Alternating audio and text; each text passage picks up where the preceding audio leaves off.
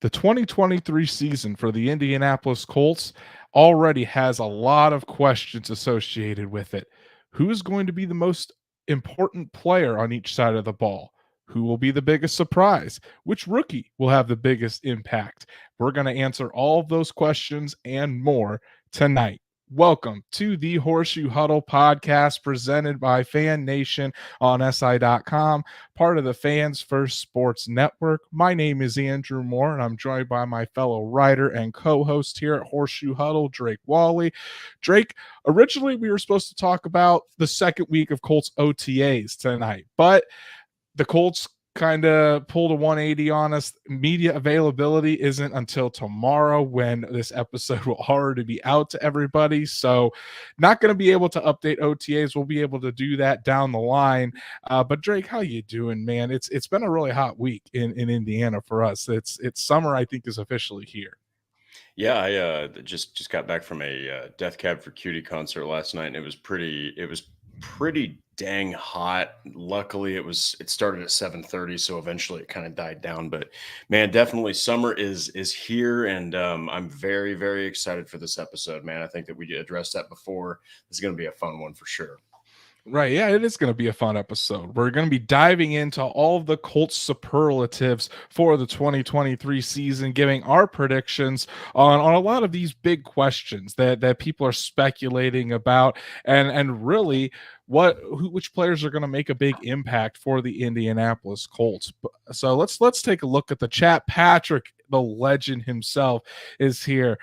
P. Pablo, here's a name you haven't heard in a while. That's going way back. Keon, also here. What type of season do you guys expect from Jelani Woods?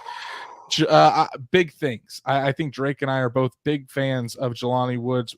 Drake's got his jersey there in the background. Oh yeah, I think we're going to see Jelani Woods really ascend to that tight end one this season. Stats Matt, the third host of the show, is here. Better get these right, buddy. You better get these right. Yeah. So before we start out with that, guys, honestly, our subscriber numbers, we passed 1,000 a while ago. We're on our way to 2,000 subscribers here on YouTube. So please, if you haven't done so already, subscribe to that YouTube channel and hit that bell so you know when Drake and I go live, so we can continue to provide you fantastic Colts content all season, all off season, pretty much year round. If you haven't done so already, also go follow us on social media, like Horseshoe Huddle on Facebook, follow at Colts on FN on Twitter, subscribe, like I said, but not only on YouTube, but on Apple Podcasts, Google, Spotify, wherever you listen to your podcast. Give us a 5-star review. Really helps us with the charts and helps us reach more Colts fans just like you. So Drake, tonight is going to be, like I said, a lot of fun. We're diving into all the Colts superlatives for the 2023 season. And Chad, I really want you guys to engage with us tonight. Each one of these questions that Drake and I are going to propose, I want you guys to answer it as well. And if you want us to highlight your specific answer or why you think a player is going to be, like we said, the most important offensive or defensive player, the biggest surprise and more, go ahead and throw a super chat in there. We'll be sure to highlight that. And hey, you guys, we always love the support of the super chats. It helps us keep all of this going. So we really do appreciate it. But Drake, I have babbled on long enough. Let's get into our first superlative for the 2023 season. And it's a big one. Who is going to be the most important offensive player for the Indianapolis Colts in 2023?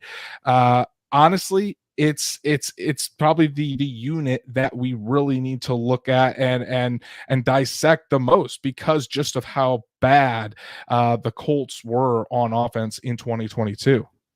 Yeah, and it's interesting because when you look back on that year, and as the years pass, I think that you'll be able to chuckle at it, but it's still pretty fresh. And you expected guys like Matt Ryan to perform, you expected the offensive line to do what they did in 21, and from top to bottom, it was just garbage, honestly. So it's kind of nice to be discussing a new trend, a new feeling. For the best offensive player for the Colts, because last year, in fact, Patrick made a great comment here. He goes, sweet Jesus, none of us did that last year as far as getting these superlatives right, like Stats Matt said. So it's nice to address some new ones here that I feel a lot more confident in looking back.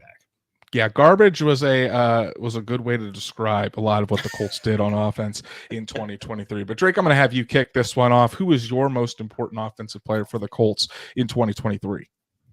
So it sounds pretty, easy, but it actually wasn't that easy to kind of think about this, because you got to think of now from a rookie standpoint, who's going to be able to kind of help a very young team offensively adjust. And I have to go with the constant. That's Jonathan Taylor. Jonathan Taylor, just the fact that he is recovering from that ankle injury, he's got a new breath of fresh air. He's got all these weapons around him that can help him maximize his talent.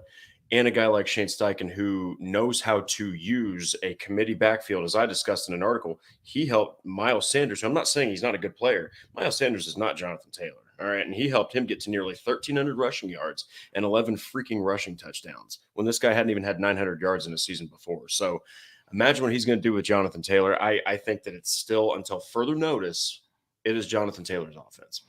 Want to highlight Nathan's comment here.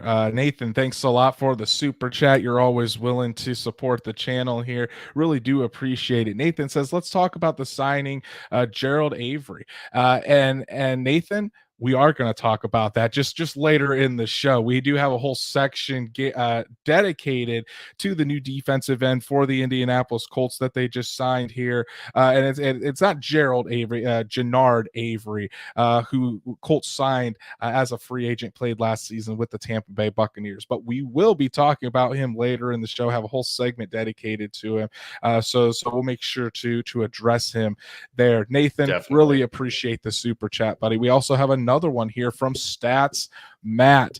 Stats Matt says, rumor is since there's a week off is coming, I gotta buy a beer each for you guys. My superlative for the show is, who will be the player you fall in love with that's a non-quarterback, non-Jonathan Taylor this season? So Stats Matt, I'm going to come back to that, buddy, but hey, appreciate it. We'll talk about what our schedule is going to look like next week at the end of the show here. But yes, we do appreciate you, buddy, as always. And then my beautiful wife giving a super sticker here. We appreciate your support. Hi, Danny. Drake says hi. Glad you're tuning in here as always. But I want to, before we get too far out here, I want to talk about the most offensive player, most important. And I think Jonathan Taylor really is someone that a lot of people are sleeping on just because of the you hear we talked about Jonathan Taylor really dominating the league, and then since all of the buzz has been about Anthony Richardson this offseason, and rightfully so, and Jonathan Taylor had a down year, a lot of people are really not counting on this offense really revolving around Jonathan Taylor. And I think it really is still. Jonathan Taylor is still going to be the main piece and the center point for this offense. Yes, Shane Steichen has talked about wanting to throw to score and run to win. But at the same time, when we're talking about Jonathan Taylor and you have that all-pro back, being able to have a rookie quarterback that can lean on an all-pro back like that, someone that's coming back fully healthy as well in Jonathan Taylor, it's just going to open up so many things for this offense. So I really like that. Danny Patrick says, just glad you made it back from Gatlinburg in one piece. Yes, she did. She had a great time in Gatlinburg. Not easy coming back from a fun time in Gatlinburg. No, moonshine tastings, zip lining, she mountain coasters. She really did it all. She had a fun time down there. But my most important offensive player, you guys, this season, it's all about number 5. It's all about Anthony Richardson. I know it seems like a chalk answer, but really, when you're talking about the future of this team and where this team is going, it's got to be all about Anthony Richardson, how he gets acclimated to this offense. Do we see consistent improvement week to week from the rookie quarterback in this offense? How is he going to be able to handle being in an NFL offense or go up against NFL defenses when he had some moments last year in college where he struggled? What's the offense going to look like with Anthony Richardson under center there? So it's all centric on how Anthony Richardson is going to adapt to all of this, and how the type of player that he's going to mold into, like I said, as the season goes along. Because, and we've talked about this in a few other episodes, you want to see that consistent improvement. It's not going to be linear. He's going to have his really good games. He's going to have his really bad games. That's just life in the NFL for everybody, not just a rookie quarterback. But you're going to want to see just that consistent improvement, getting better, being more consistent with the football. Are his mechanics looking as the season goes along, and what this Colts team can build on for years to come. So that's why I put Anthony Richardson as my most important offensive player. Yeah, and just to touch on that real quick, I mean, at the end of the day, Jonathan Taylor is one of the biggest helpers for your pick right there. And you're also talking about, you got to be patient with this guy, because not only is he raw, you have possibly his wide receiver 3, Josh Downs, is a rookie. All right, Alec Pierce is only going into his second season after playing for 3 quarterbacks and 2 coaches. Okay, so Jelani Woods, sophomore season. Kylan Granson, I think he's going into his 3rd season. I mean, this is a young freaking team. Luke Rhodes, the long snapper, currently is the oldest player on the team, and he's 30. All right. I think Ryan Kelly just turned 30. So they've only got 2 30-year-olds. That's it. So a very young team. Give him time, because if you give him time, I think that you might just be happy with your patience as a fan. Right, I would agree. Before we go on to our most important defensive player, I want to highlight Stats Matt's comment here, and we can do this superlative real quick, Drake. Stats Matt again asks, who will be the player you fall in love with that's a non-quarterback, non-Jonathan Taylor this season? And I think for me, it's gonna be Josh Downs. I am just such a fan of what Josh Downs brings to this team. He was one of my I've said it multiple times. I did not think that Josh Downs would be an Indianapolis Colt, just because I thought he was too small for what the Colts wanted at wide receiver. Just did not fit that profile. But when you watch him, he was one of my favorite wide receivers in this entire draft class, just because he gets open very, very quickly and he catches pretty much everything that's thrown his way. It's kind of, I wouldn't say he's like Marvin Harrison, but Marvin Harrison was a smaller wide receiver, only about 6 foot, 175 pounds, caught everything thrown his way, and his route running and his ability to get open were second to none. Josh Downs brings that quick win wide receiver to this offense, and I think Colts fans are really going to fall in love with Josh Downs very, very quickly, and he's going to be an absolute weapon for this offense for years to come. I definitely agree with that. I think that for me, I mean, obviously, I love Jelani Woods, and we just talked about Jelani Woods, but it's actually this guy right here, Alec Pierce, is who I'm just fired up for, because he's got the deep ball ability. He's lightning quick. He's got that big frame. If he can just smooth out the edges on his route running and Steichen's offense with Richardson as his quarterback, oh my goodness, man, it's going to be a lot of fun watching number 14 on Sundays. I'll tell you that. This offense, it's so young. This offense just has so many young pieces in it that you could really be excited about, because if they really start to come on and hit their ceilings, the Colts could really have a lot of good young guys in their stable. Like you said, Alec Pierce, Jelani Woods, Josh Downs. I mean, we haven't even talked about, we obviously talked about Jonathan Taylor, but we haven't talked about Michael Pittman yet, who's going to get another big contract, second contract with the Indianapolis Colts this season. So there's just so many young guys that I think are just on the cusp of having breakout seasons and really making this offense something to be reckoned with down the line. Our next superlative here is, we did the most important offensive player. Let's do the most important defensive player for the Colts. And I'll go first on this one, Drake. I think this one, it's a guy that we really don't know if he's even going to be out there or 2023 or how he's going to look in 2023. And that's Shaquille Leonard. This defense is just completely different when Shaq Leonard is on the field. I mean, the intensity is higher. The turnover rate certainly spikes when Leonard is out there. And let's face it, if Shaq Leonard is not on the field in 2023, or he doesn't kind of come back to what he was, the Colts are probably looking at a very, very porous linebacker group. I mean, because Bobby Okereke is not here. Yes, Zaire Franklin, I think, is a very good linebacker. And when you pair him with Shaq Leonard, it's a very good tandem. But EJ Speed really hasn't, well, he's shown flashes. He hasn't been a starting linebacker for really any long period of time. So there's just a big unknown there. So it just seems to me that when Shaq Leonard is out there on the field, this defense is different. And this defense goes out and gets turnovers like it's been built. And we saw when Shaq Leonard missed most of the season, the Colts hardly had any turnovers on defense last year. He's that important to this defense. Yeah, and I mean, we're talking about a guy that I think in the last episode we had discussed this, that he's so scary, to quarterbacks and ball carriers, because he just is a constant turnover machine, and it could happen at any moment, that he actually will divert attention to himself, and he could make plays happen with other teammates because he's out there, and it just totally throws a wrench in your offensive game plan. We're talking about a guy that just in 2022 or 2021, he had 8 passes defensed, 8 forced fumbles. He had 4 interceptions. I mean, he returned one for a touchdown at one point in his career. I mean, so he has everything you need as a linebacker. I wanted to pick Shaq Leonard, but I went ahead and went with DeForest Buckner. And I went with DeForest Buckner because on any given Sunday, don't get me wrong, I think Grover Stewart has been thrown to the side too much. He finally deserves, his spotlight as one of the best defensive tackles.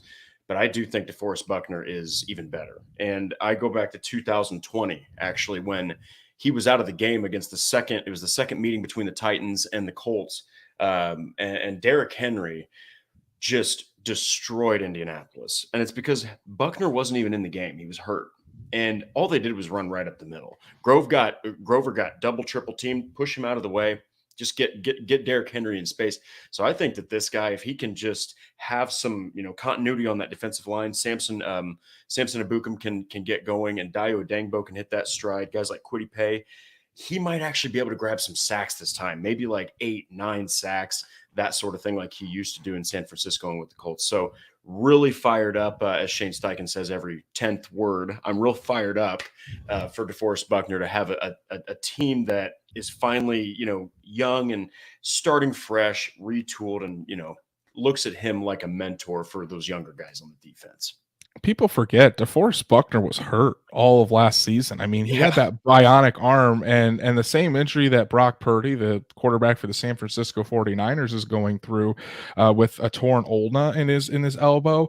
I think DeForest Buckner had that same exact injury, and yet he played through. Obviously, it's different because he doesn't have to throw the football, but at the same time, you're still talking about a torn muscle. And DeForest Buckner was arguably the best defender for the Colts in 2022, still going out there and impacting the game, whether it's against the run or against the pass.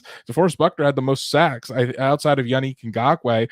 DeForest Buckner was second in sacks for the Indianapolis Colts last year. So Defo, I really never got the trade talks or people saying we should trade DeForest Buckner, let DeForest Buckner go. I mean, that's blasphemy. I mean, you DeForest Buckner, Chris Ballard said it. If he could, he would have 53 DeForest Buckners on his team. And I'm right there with him. DeForest Buckner is an absolute menace to society and easily one of the best Colts players that this team has had in a long time. And they're going to hold on to him as long as they can. I wanted to give a quick shout out to some others that have joined. Lindsey Ross is here. Also, one of Tez.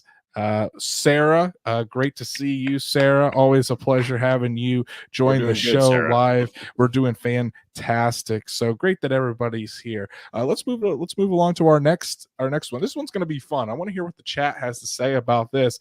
Biggest surprise in 2023. This one, I'm very excited to kind of explain our answers. Drake, I'm going to have you go first. So who do you think, and this is offense or defense, by the way, who do you think is going to be the biggest surprise in 2023? This one was so damn hard to think about because there's so much young talent on this team. Look, I'm going with a forecast that is terrifying to hear.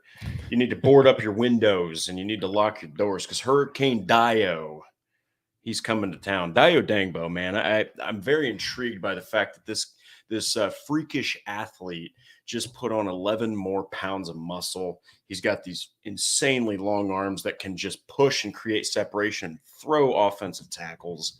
I mean, this guy at the end of last year, he was picking up the kind of steam that a train does. This guy was sacking quarterbacks left and right, and he was finally hitting that stride. And you just got to think, what's he going to do with a healthy Kwity Paye with Samson Abukum right behind him rotating in, or if he does rotate in with Abukum, this is a guy that could be a massive issue. I mean, he's got all the tools to destroy your offensive line. So I'm excited for this absolute monster that the Colts have, and I cannot wait to see him hit that stride and start getting higher up to his ceiling where that potential really should be hitting. Dio Dangbo really ended 2022 strong, and if he continues to really take off, I mean, you are going to look at somebody that the Colts can count on to push, whether it's to push Kwity Paye, push Samson Ebukam over that Leo spot, or whether it's rushing in the middle. If with Grover Stewart comes out on pass rushing downs, you put Odangbo in there. I'm excited to see what he can do this season. My biggest surprise, though, I think it's going to be Bernhard Raimann. I really do. I am bullish on Bernhard Raimann at left tackle. I really am. The way he ended 2022, I mean, he graded out as like a top 15 tackle in the NFL for a guy that was a third round pick out of Central Michigan, had really only played tackle for 2 seasons to come in. Yeah, he had his ups and downs. It was not pretty, especially to begin the year. But Bernhard Raimann came in and just absolutely locked down that left tackle position to end the year. And I've seen so many people, so many writers, or so many people like from all over different sites who don't watch the Colts, who don't study this team like we do, saying that left tackle is just they don't have anybody there. And I just cannot agree with that. I think Bernhard Raimann is going to officially lock down that left tackle position this summer, or this spring, and gosh, I can't even get my seasons right, this fall, and really dominate at that left tackle. Do I think he could be an all-pro player? I don't know about that, but if you're talking about the Colts getting somebody that can reach possibly the level of Anthony Costanzo again, you take that 10 times out of 10. That's just a rock solid left tackle that you don't have to worry about over there. Quentin Nelson then does not have to worry about helping out the left tackle. He can focus on his job, and that's just going to boost his game. I'm going to go out on a limb here, and I say Bernhard Raimann ends up being one of the top 3, maybe even top 2 offensive linemen for the Indianapolis Colts in 2023. I think he can have a better season than Ryan Kelly, and I think he might even challenge Braden Smith for being the best tackle on this team. I really do think so. I love the fact that I know that Frank Reich is obviously now in Carolina, but when I've said this before, when Bernhard Raimann started in that disaster 7 field goal game against the Broncos, I think he had like 4 or 5 penalties. He looked like a deer in headlights out there. Looked like he was kind of down on himself. Frank Reich kept that man in, though. He was like, "You're going to get through this, and you're going to learn to get through this." And it just seemed like from that point on, his trajectory was nothing but improvement, and improvement more and more and more. And you're talking about a guy who only played a couple of years at left tackle. He's previously a tight end. He's athletic. He was Very super athletic. raw, and he's just improving. Yeah, give me Anthony Costanzo 2.0. Hell yes, 10 times out of 10. That guy was as efficient as they come. He was as reliable as they come. Andrew Luck knew his left side was okay. I mean, seriously, anybody that played with Anthony Costanzo knew their left side was more often than not just fine. And going back to the fact that Quentin Nelson and guys like, I mean, Ryan Kelly had been regressing a little bit before 2021 or 2022. But look, when you have your left side breaking down constantly, okay, and if for Kelly's world, you have your right side breaking down constantly, your blocking is totally screwed up at that point because you got holes on each side of you. So Bernhard Raimann in year 2, he's going to be even more experienced. He's going to understand his athleticism and know how to use his length and shorten those arms. I think I'm right there with you, man. He's going to be an awesome, awesome tackle. I'm going to project right there with you that I think he's either the top 2, top 3 on the Colts on the offensive line. I'm just a huge fan of Bernard Ryman and all the Yep. work that he's put in this offseason too. He's added, I mean, 10 to 15 pounds of muscle. That was one of his biggest things, the biggest knock against him was that he needed to up his play strength and really build on that anchor. And it seems like that's really what he has focused on in during this offseason. So it's good to see what that he is really addressing that.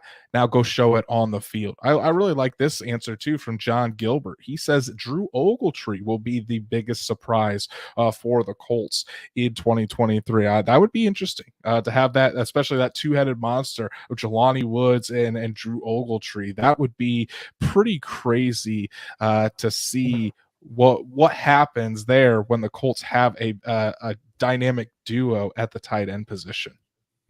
Yeah, and the thing is, like, when it comes to see, Andrew Ogletree is such a wild card because he was killing training camp last year, goes down with an injury. He was arguably like one of the better blockers, which the Colts missed so much. So you already know that he can block. It's going to be interesting to see what's he going to do in the passing game. How's he going to factor in with guys like Woods and Branson and Mallory and all these other guys, Alley Cox. Very, very excited for Andrew Ogletree to finally get his health in order, get out there and play some football. And then our next topic is going to be the rookie who will have the biggest impact in the 2023 season. I'll go first on this one, Drake. And again, I've already mentioned him in the show of who we're going to fall in love with, but I think this rookie is going to have the biggest impact, and it's going to be Josh Downs, wide receiver out of North Carolina. I think so. How I envision this going is I see Josh Downs and Isaiah McKenzie kind of battling back and forth for that slot wide receiver role. But I think as the season goes along and as Josh Downs really starts to get comfortable in this offense, comfortable against NFL type speed guys, and once him and Anthony Richardson kind of form that connection, you're going to see Josh Downs really kind of take off and be a vocal point of this offense. So yeah, Josh Downs I think is going to have the biggest impact. Obviously, I mean, I could have said Anthony Richardson as Patrick asked, not named Anthony Richardson. We could have said Anthony Richardson, but since I already used him as the most important player on offense, I'm not going to use him here. I think Josh Downs, honestly, whether Anthony Richardson is in there or not, I think Josh Downs could be the starting slot receiver, possibly day one. I do think it might take a little bit more time, but as he gets used to everything, Josh Downs is going to be a stud for this offense. Well, and he's like, we've gone back to this before, but he's been building that rapport with Anthony Richardson. So he took the reins right away and said, "Look, I'm a rookie. He's a rookie. We need to get on the same page." So love that answer. For me, I went ahead and went defense, and I'm just so excited that the Colts got Jalen Jones. I'm excited that the Colts got Darius Rush, but I'm also excited that the Colts got one Juju Brents. Okay, this guy and his ridiculously, freakishly long tentacle-like wingspan is going to cause so many issues for receivers. If he can just kind of, because he's a little slower, but he's got that zone presence that Gus Bradley just loves so much. He's going to be able to get very physical with these guys right up on the line of scrimmage. He's going to be able to cover a lot of area with his length. I think he's like, correct me if I'm wrong, but I think the man's like 6'3", 200 pounds. I mean, that's a huge defensive back. He might struggle with those smaller, little twitchier receivers, but if he can just start to get his footwork down to where he can, at least in his zone coverage, keep up with guys like that, man, this dude will be a problem. I think that there was a recent list that was done where he was projected to have like, I think it was from ESPN, projected to have like 2 interceptions or something like that. I think this guy has the potential to have 4, even 5. I mean, he is so big and long that he might actually deceive a quarterback into thinking he can get a ball over him or around him, and he'll take that ball away. I mean, this is a guy that I'm just so excited to watch. So I think that he's going to have at least the biggest rookie impact on defense. Juju Brents is the epitome of a Gus Bradley cornerback, and I think Juju Brents will probably start from day one. He's going to take over Stephon Gilmore's spot in Gus Bradley's defense, and there can be a learning curve, definitely a big learning curve for cornerbacks, especially going from college to the NFL. So that he's going to be another one of those guys that has his ups and downs, but you bet on that athleticism and you bet on those high end traits. And as soon as he gets used to that, I think he's going to do a very good job for this defense. So the next one we're going to do, we've talked about the rookies. We haven't really touched on the free agent class. So which free agent addition do you think will have the biggest impact in 2023, Drake? So I decided to go, perhaps it's wild card or unfavorable, but I went with Matt Gay. I went with There we Matt go. Gay. All right. I did it. Okay. Because look, all right. So, look, Rigo Blankenship, man. Loved him, but just so Good old Hot Rod. inconsistent. Whole good old Hot Rod was Hot Rod when he was Hot Rod, but when he wasn't, he was nothing. He sucked. So it's like you want to have consistency at kicker. You don't want to think about it. Chase McLaughlin, bless his heart, he did everything he could. He had to do way too much for what he's had to do in his past, in his career. A journeyman type of guy. The fact that you lock down this position, you get one of the most accurate kickers in the NFL. You get one of the most surefire guys over 50 plus yards, and he's a pressure kicker too. The guy can hit the pressure kicks. You don't have to walk out there and see your special teams going out there for 3 points from the 40-yard or from 40 yards out and think, I hope this goes in. I mean, you do that to an extent, but it's like a spectrum. Where you're at with the stress level. Your stress level is super duper low. Okay. And he's a weapon. He's essentially a weapon. So if you struggle to get that ball in the end zone at first with a guy like Richardson, kind of adjusting to the NFL, you can at least put points on the board with a guy like Matt Gay. I thought that the contract was warranted. I thought that it was perfectly fine with me. And you shore up your kicker for years to come. I actually loved that signing. Drake, you're breaking Brandon Moses' heart. The biggest Hot Rod fan that I know. When we were Brandon all Hot Rod fans. When Brandon was living in Indy, he became a little fanboy when he met Hot Rod one day. But I digress. There's a reason the Colts gave Matt Gay, I should say, the biggest free agent contract in NFL history for a kicker. Since the dude, I mean, he had 1 year with the Buccaneers, but since he joined Los Angeles Rams the past few seasons, he's 92 or 93% on field goals. So yes, Chase McLaughlin, I think, did an admirable job, and I would have been fine if the Colts would have re-signed him.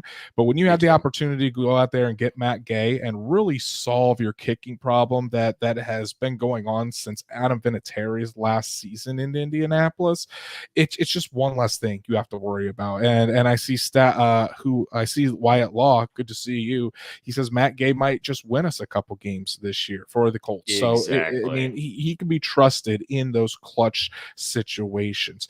But I think mine might be a little bit more chalk. But here's another guy that I just love the signing. That's Samson Ebukam. Ebukam, I've said it before. I'm going to keep saying it. This feels like the signing, the Danico Autry signing for the Colts. He's a guy that has been mostly on the bench, more in a rotational role with his other teams, the Los Angeles Rams and the San Francisco 49ers. But now he finally gets his opportunity to go out there and start and play most of the minutes, most of the snaps for a defense.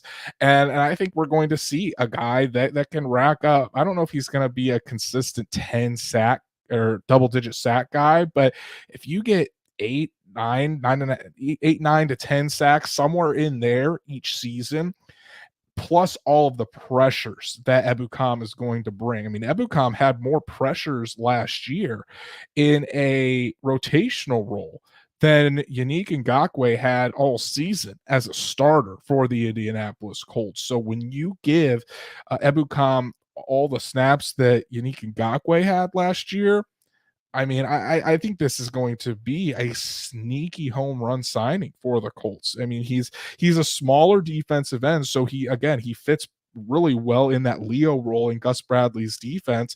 That's more for a smaller defensive end to get them out wide and just let them use their speed.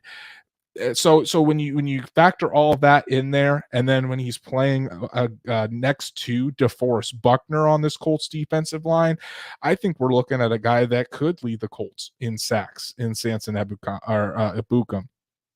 Ebukam. I'm going to get this right one of these days, but It's not easy.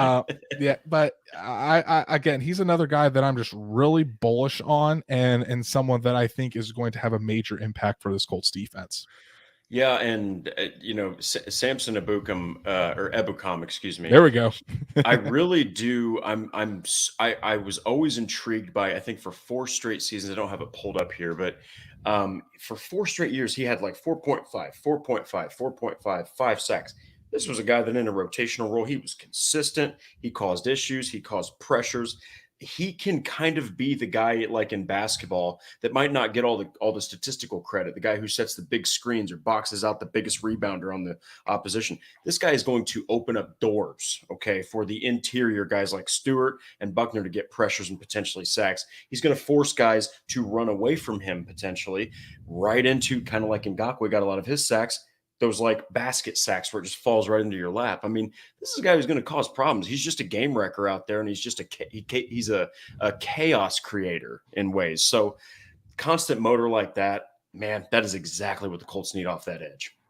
Patrick, really appreciate the super chat, buddy. You always deliver in the clutch. With another one. You're an absolute real one. So Patrick asks, here's one for you. Colts over under 4 Pro Bowlers this season. Patrick, I want you to change that. I want you to put it at either 3.5 or 4.5 because I'm going with a push. I'm saying 4 exactly. My 4 are Jonathan Taylor, Quentin Nelson, DeForest Buckner, and Shaq Leonard. Those are my 4 Pro Bowlers for the Colts. If you go, I maybe we can add Luke Rhodes or Matt Gay in there possibly, but I'm gonna go push. If you leave it at 4, I'll go push and leave it. So he readjusts it. He says 4.5. I'm gonna go with the under. I think the Colts will have 4 Pro Bowlers in 2023. What do you think, Drake? I'm gonna go with 5. Okay, you're going the over. The reason I'm going with 5 is because I have so much confidence. I think that Steichen is gonna finally know how to use one number big old 80 Jelani Woods. I am going wild card here, and I'm gonna say that he gets like around the 55 to 60, kind of like Dallas Goedert. He's gonna get that 55 to 60 touchdown or 55 to 60 catch like kind of area, but I really do think that he is going to be a menace in the red zone. This might be a little bit ridiculous to say. I wouldn't be surprised if it's 10 plus touchdowns from Jelani Woods, man. I would love that. I am a huge fan of Jelani Woods. Just so big. Would love to see that menace of a human being just destroy defenses in the red zone. So Patrick, really appreciate the super chat. Fun question, buddy, as always. Drake, thank you. The next superlative we're going to do is, of course, we have to talk more about Anthony Richardson. It wouldn't be a true podcast about the Indianapolis Colts these last few months if Anthony Richardson wasn't a big topic of discussion. So which player do you think will help Anthony Richardson the most in 2023? Well, I had mentioned this guy before, and the reason that I think that he is going to help so much is just because he matches what Richardson does well. And what Richardson wants to do, what Steichen wants to do, what everybody on the Colts offensive staff wants to do, and that is they want explosive plays. Look no further than one Alec Pierce. Okay, this guy is going to be that deep target that is going to burn people because he's long, he's tall, he's got the hands for it, he's got the speed for it. Again, back to his route running. If he can just somehow, because he's going to be more of that one cut guy. You know what I mean? He's like the deep ball guy. You're not going to see him out there running insanely intricate routes like a slot receiver would or like a true number one. But he's going to take the top off that defense too. And I think that Anthony Richardson's going to look his way a lot. I think Pierce is going to finally, not finally, because last year was his rookie year, but he's going to show at his zenith, at his peak, what he should have been able to show with a guy like Matt Ryan last year with Anthony Richardson. And I think Shane Steichen's going to love him. So, man, I got to go. I know the obvious answer, but I had to go with Alec Pierce just because of that deep ball ability and just exactly what Richardson does well and what Steichen wants to do with the offense. I think Alec Pierce is fit with what Shane Steichen wants to do, and getting Anthony Richardson on board is perfect. I mean, he's a guy that's a great at catching those contested deep balls, getting behind the defense. Shane Steichen wants to really go after explosive plays. Anthony Richardson's best asset right now throwing the football is the deep ball. I really think, I mean, you can see a big sophomore season out of Alec Pierce. We have another super chat here from C-Bar. Appreciate the super chat and all the support, buddy. He asks, is our linebacker core scary thin, especially with Leonard not 100%? I think if Leonard doesn't come back 100% or there are more setbacks, then yes, I do think that questions need to be asked about the linebacker group. I think, again, Zaire Franklin, I think is a very good linebacker. You really don't have to worry about him, but there are still question marks around EJ Speed, and can he be a full-time starting linebacker, and take over that role of a Shaquille Leonard in this defense. But I always keep coming back to it. If the Colts really thought that Shaq Leonard was in jeopardy of not coming back to 100% or not coming back and playing at a Pro Bowl All-Pro level, they wouldn't have let Bobby Okereke walk. They would have kept him in-house as that insurance, but instead they were okay with letting him walk and bringing EJ Speed back instead. So that's why I still have full confidence that Shaq Leonard is going to be out on the field in 2023 and making plays like the Shaq Leonard of old. Well, to make it to address, first off, thank you so much, C-Bar. To address kind of what stats Matt had mentioned, I think in our last episode, is even like an 85%, 90% Shaq Leonard is a top 10 linebacker. That's the thing. He doesn't have to be 100%, but he feels strong. He says that he's never felt better. Man, I wouldn't be surprised if at least by like week 4 or 5, hoping anyway, with a nerve issue, that he's 100%. I think that the linebacking core is very nice and secure, especially if he's out there starting guys like EJ Speed, Zaire Franklin. Mix that in with Shaq Leonard, even at 85%. I'm game all day for that. Yeah, right now it's just all about rebuilding that strength in that Yeah. ankle, in that back, and the more he builds that up, the closer he's going to be to returning. And there's still multiple months. You want to see him out there in training camp, I think. So if we get to the middle of August and Shaq Leonard still isn't on the field, then I think you might want to start to worry a little bit. But I'm going to give him the benefit of the doubt as of right now. Appreciate the support, C-Bar, and thank you for the super chat. As we get back to the question here about which player will help Anthony Richardson the most, I'm going with someone that I think is always a rookie quarterback's best friend. Again, maybe the obvious answer here, but it's Jonathan Taylor. I mean, this is having Jonathan Taylor and a strong running game for this offense is just going to take so much pressure off of Anthony Richardson. So that way he doesn't have to do everything. He doesn't have to be Superman on every play. He's going to be able to rely on Jonathan Taylor in this running game to make things easier in the passing game.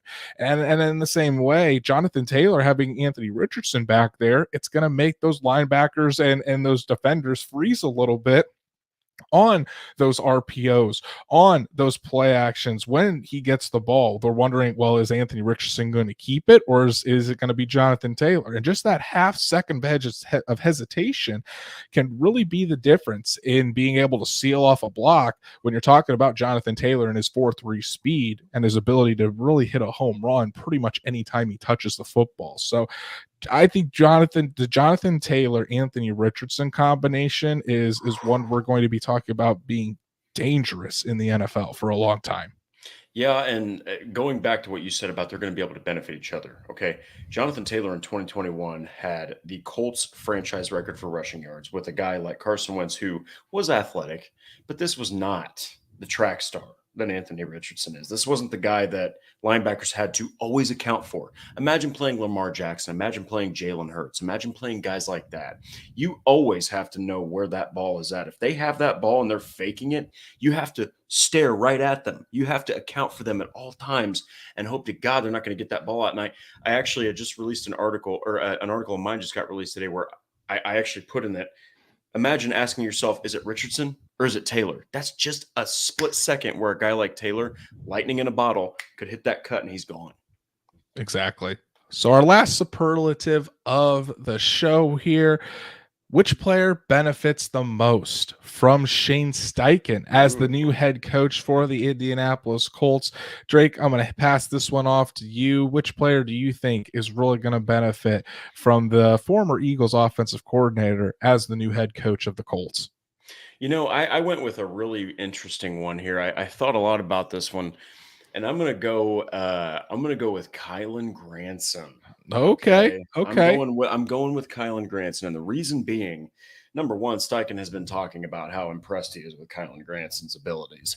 Number two is that you got a move tight end who gets better separation than any tight end on the entire roster. Pair that with the fact that he wants to go vertical. He wants to get explosive plays. He's a mismatch for defensive backs. He's too big for defensive backs, and he's too quick for linebackers. To me, that just has like career year written all over it for Kylan Granson. You're finally going to see what he's supposed to have been doing this whole time. You got to keep in mind these guys that have joined the team just since 2019 on offense, they've never had quarterback consistency. Even Ryan Kelly going back to 2016, 2017, this is a guy who started his career with Jacoby Brissett as his quarterback when Luck went down with a season-ending injury. So, I mean, none of these guys have had consistency.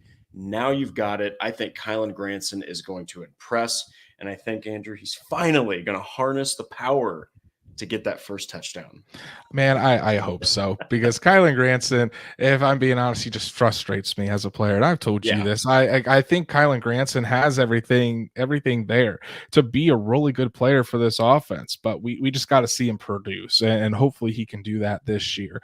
But guys, there's really only one answer to this question. And since I got to pick first on this one, I kind of screwed Drake out of it. So, but I love the Kylan Granson answer. It's Anthony Richardson. The player that benefits the most from Shane Steichen is Anthony Richardson. I mean, you get a guy that has worked wonders with every quarterback that he has worked with, whether it is Phillip Rivers, Justin Herbert, Jalen Hurts. Shane Steichen has had success with all of them. Now you move on to Anthony Richardson, who is this 6'4", 245-pound ball of clay that can throw it through the ceiling. Shane Steichen is going to have a field day with Anthony Richardson. You put him into that offense that the Eagles ran last year with Jalen Hurts, made him the runner-up in the MVP voting a season ago, and the sky is the limit with Anthony Richardson, getting that coaching from Shane Steichen, Jim Bob Cooter there as the offensive coordinator, Cam Turner as the quarterbacks coach, and we're already starting to see the reap the rewards of that in just how quickly Anthony Richardson, from all reports coming out of Indianapolis, how quickly he's being able to adapt and excel at this Colts offense, where he's already earning first team reps alongside of Gardner Minshew. So it's going to be, I am so stoked for this partnership, not only this year, but just to kind of see how Shane Steichen and Anthony Richardson work together for years to come. And I don't think the Colts could have gotten a better combination of coach and quarterback this offseason. The stars have seemed to align, and maybe, just maybe, the quarterback carousel will finally be over and the Colts will be able to return to the land of great quarterbacks. So those are our fun superlatives. Hey, that was a lot of fun, guys. I really appreciate all the comments and all the extra superlatives that were shown in the super chats as well. So Drake, let's talk a little Colts news and rumors here. And there's not much, but we are going to get back to Nathan's super chat here because he jumped the gun. He read our minds and knew what we were going to talk about. He says, let's talk about the signing of defensive end Genard Avery. And I kind of talked about it a little earlier in the show. He was with the Tampa Bay Buccaneers last season, more of a rotational piece. That's what he has been most of his career. He's been more of an outside linebacker type, but I think over his career, I think he has like 8.5 sacks. I could be wrong. I'll have to look up those numbers. But Drake, what do you think of the Genard Avery signing this morning, and what impact do you think he can have with the Colts? So Genard Avery is interesting because he had one of his I think he had arguably his most productive season as a rookie with the Cleveland Browns. The guy had 4.5 sacks. He had 40 total tackles, 4 passes defensed, played all 16 games. At the time, it was before 17. But he started 5 games. This is a guy that's been all around the NFL. But guess where he's also been? In 2019, the final trade destination from Cleveland was Philadelphia. Then he played with Philadelphia in 2020. Then he played with Philadelphia in 2021. So he knows Shane Steichen.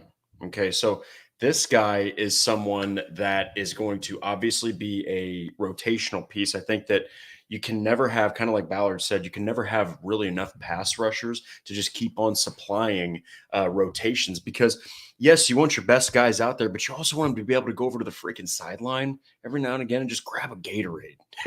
So this is really what that is. And I think that it's a good signing for what it's worth. They need the depth and they got it. And he's a veteran of the NFL and he still has some fuel left in the tank, if you will. I think he's like 26 or 27 years old. So I'm cool with the signing and I actually like it. He's a veteran that knows the NFL and he's ready to go.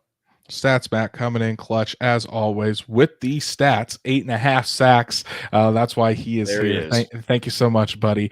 Before I miss it, Tom Williams is a legend for saying this. Hit that like button on the video, and Patrick, he is going to tell you how to live your life. Go ahead and hit that like button on this video if you haven't done so already. But 8.5 sacks over 5 years. Again, he's been mostly a rotational defensive end. He's played a lot of special teams, so I think if he can be a standout special teamer, that might be his way on the team.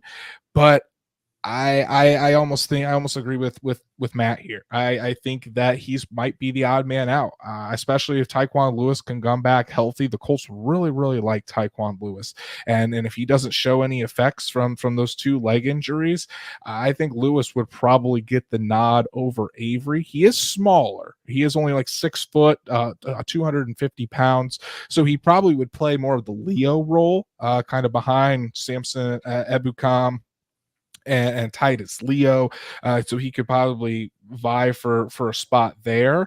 But we'll just have to see. I think that the Colts can really get away with having Ebukam, Kwity Paye, Dio Dangbo, Tyquan Lewis, and we're also forgetting about Adetomiwa Adebawore, who can also play outside and inside. So you combine that with DeForest Buckner, Grover Stewart, and as you Eric Johnson, you start talking about the Taven Bryan, these interior offensive linemen or defensive linemen as well. There's only a certain amount that they can keep, and I think the Colts will probably keep around 9 of those guys. Avery might just be the odd man out. But hey, competition, like we always say, brings out the best in everybody. So if he comes in here and absolutely balls out, good for him and good for the Colts for adding more depth and just another piece to that puzzle on the defensive line. And in order to make room for Avery on the roster, the Colts waived running back Darius Higgins, who had a very uphill battle to make the roster anyways. So I think the Colts aren't, I don't want to say this in a mean way, but the Colts aren't going to lose sleep over losing Darius Higgins. The running back stable in Indianapolis is still very solid. Yeah, and we've actually been talking about it. They're going to keep 3 or 4 running backs. Okay, Darius Higgins would have been the 5th. Mm-hmm. You know what I mean? So fifth at best, I would say. At best. And so this is not really that big of a surprise. And again, the NFL, before it's a sport, it's a business. To put butts in seats, it's a business. So this makes perfect sense. And like you said, you bring in Avery, you got to try to you can't let your roster overflow because then you have to cut a bunch of people at once. So this makes perfect sense. And they've got that running back room, in my humble opinion, short up just fine. Right now, we're trying to figure out who's going to be the running back 4 at this point. So this makes sense. And, like you said, they're not going to really lose a lot of sleep over it. Right. So that's our show for this evening, guys. Really appreciate everybody coming out for a really fun episode. Shout out to Patrick, Stats, Matt, Unboxing Mania made it here at the end. Good to see you. Wyatt Law, Tom, John, Nathan. Wanted to shout out to my wife for the super chat as well. Inside the Shoe, Lindsay, Sarah, everybody that makes this show so much fun for Drake and I to do every Monday and Thursday nights. It's really a blessing for us to be able to talk Colts with you every week. If you haven't done so already, please go and follow us on all the things, like Horseshoe Huddle on Facebook, follow at Colts on FN on Twitter, subscribe to the YouTube channel and hit that bell so you know when Drake and I are going live, whenever Destin and Shad are going live, because like I said, content is coming fast and furious. And if you can't catch us on YouTube or catch us live, Apple, Spotify, Google, every podcast platform, we're right there. So go subscribe there. Give us a 5-star review. Like I said, it always helps us out. Drake, I know you've been killing it, as always, on horseshoehuddle.com. What are some of the pieces that people can go and check out? So the one that just released today was, I gave 3 reasons why I think Jonathan Taylor can even eclipse, yes, his 2021 season, and he can set more career highs.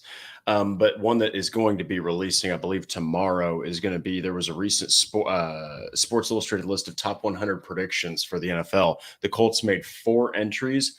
Not only do I agree with them from Connor Orr, but I absolutely had to write about them. So go check out that piece tomorrow. Definitely check it out. It'll be live on horseshoehuddle.com at 8 a.m. Eastern from Drake Wally. Myself, I had my piece go out collecting all of the various quotes and what the veterans are saying about Anthony Richardson. Some very interesting things, and it's not just all the same talking up the guy. Each one is a little bit different in what each veteran is seeing, not only what he's doing on the practice field, but what Anthony Richardson is like behind the scenes and in the building. So definitely go check that out. That was a fun one to write, and I think you'll get some really good insight out of it. Real quick, it's also a fun one to read. Definitely go see what's happening in that locker room, because they all love Anthony Richardson. It's the Anthony Richardson is quickly becoming a favorite inside that Colts locker room, which is good to see. Go follow Drake at DWalsterDrake. You can follow me at Andrew Moore NFL.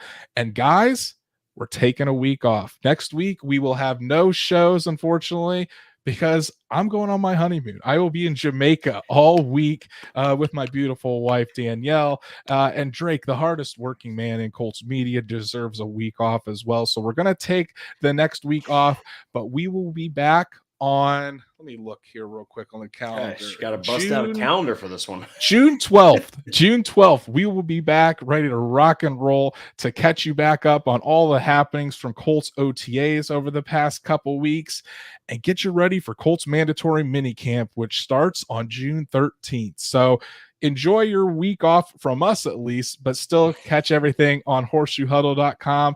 And we will be so excited to see you guys back here June 12th, 7 p.m. Eastern, to talk more Colts football with you. We'll see you then.